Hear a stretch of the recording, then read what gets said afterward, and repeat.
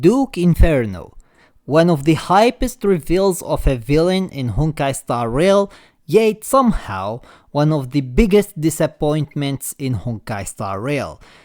Today we are going to talk about why I think that Duke Inferno is one of the biggest disappointments in Honkai Star Rail, and let me know your opinion about it in the comments section below. I would love to hear your opinion about this matter.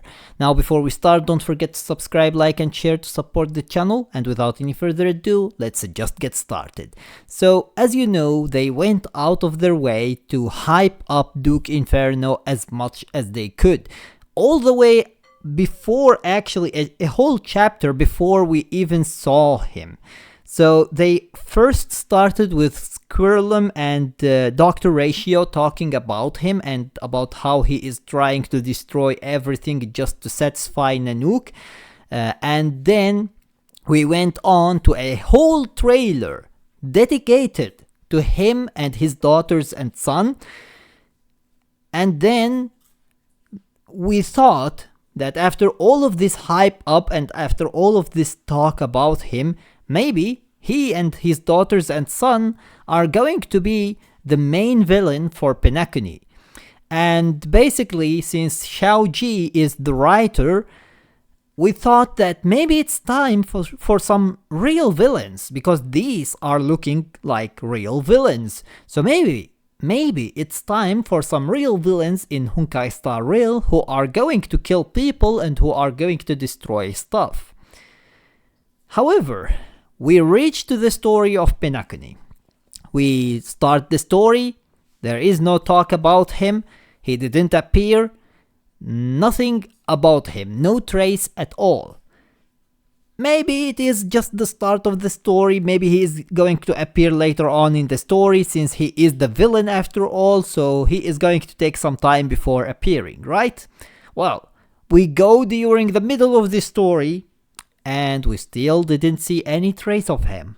Literally none. Zero trace. Nothing. He didn't show up in any cutscene, he didn't show up anywhere, and nobody talked about him at all. He didn't get mentioned by anyone. At all. Zero. Okay, maybe he is going to show up at the end of the story just to capture us for the next part of the story, right? Well, that was half true. We go on with the story and then basically Black Swan takes us to Aventurine as a transaction, by the way. Aventurine there drops a bomb on us, and that bomb was the fact that Acheron went to Duke Inferno and killed him off screen, with no memories about it, with no scenes about it, with no mention about it anywhere else. Zero. That's it. That's all we needed to know about Duke Inferno. After all this hype up for him, that's all that he did. He just got murdered by a Galaxy Ranger called Acheron. That is, if she is even a Galaxy Ranger, and we know already that she isn't called actually Acheron, her name is something else, but her name is unknown. So I am really disappointed, like seriously disappointed. Don't misunderstand me, the story is great, the story is phenomenal, it's peak, and they did some really great job at making it a little bit darker than what it usually is, which is really nice because I want to see darker and darker stories from both Honkai Impact 3rd and Honkai Star Rail. I know I might seem actually a little bit weird, but that's what I like.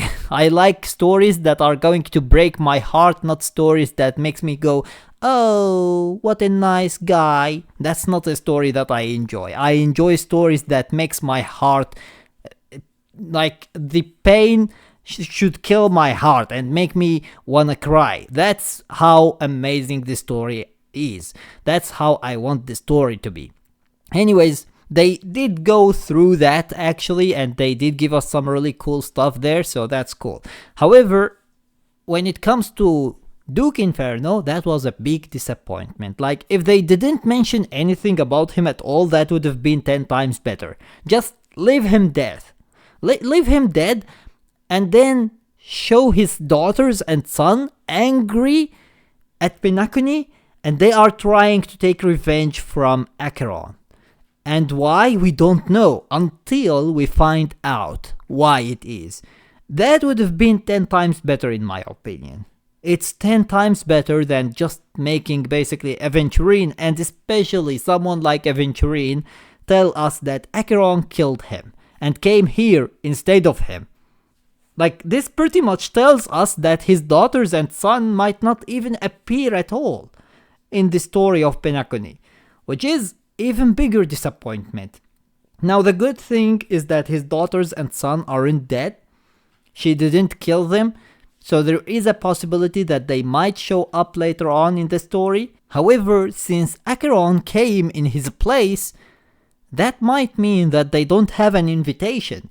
So if they come, they will need to basically break their way through into Penacony, which is going to be a pretty interesting thing, but it seems like it's not an easy way, because nobody broke their way into the place except for basically for Sparkle, and Sparkle has her way that makes it way easier for her than other characters, because she can change her appearance, she can change her voice, she can basically trick people, and she can also basically manipulate people, which is going to allow her to get into Penacony way easier than other people, so that is understandable.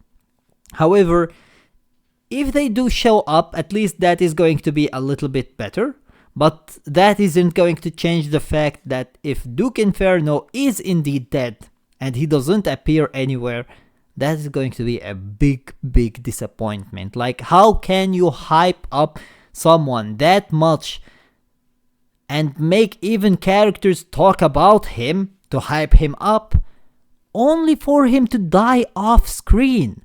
Off screen! We didn't even see them killing him.